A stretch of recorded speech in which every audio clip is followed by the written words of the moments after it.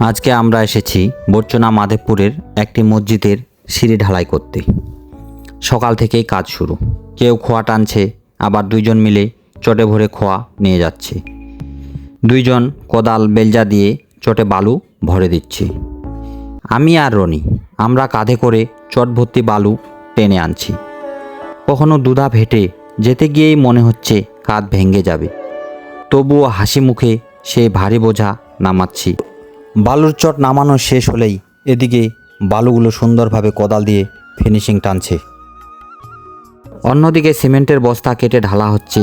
প্রতি বস্তা যেন আগুনের মতো ভারী, তবুও দলবদ্ধভাবে সবাই মিলে টেনে আনছি, কেটে ঢালছি, মিশিয়ে দিচ্ছি। এরপর শুরু হলো আসল পরিশ্রম, মাল মাখানোর কাজ। দুইজন মিলে কোদাল দিয়ে বারবার কেটে উল্টো ঘুরিয়ে মেখে দিচ্ছে।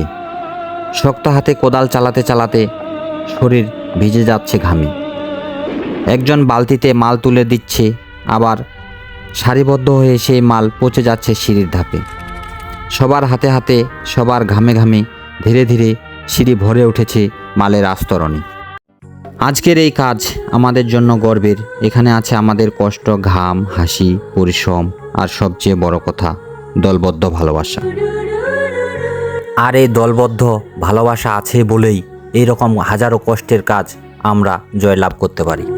কেউ পাট্টা মেরে সমান করছে, আবার আমি নিজেই কর্নি দিয়ে প্রতিটি ধাপ ফিনিশিং টানছি যত্ন করে, মন দিয়ে। কারণ এটা শুধু সিঁড়ি নয়, এটা মানুষের চলার পথ, নামাজিদের পবিত্র যাত্রার সিঁড়ি। ঘন্টার পর ঘন্টা পরিশ্রমের পর যখন শেষ ধাপটাও সমান হলো, তখন বুক ভরে শান্তি পেলাম। মসজিদের সিঁড়ি ঢালাই সম্পন্ন।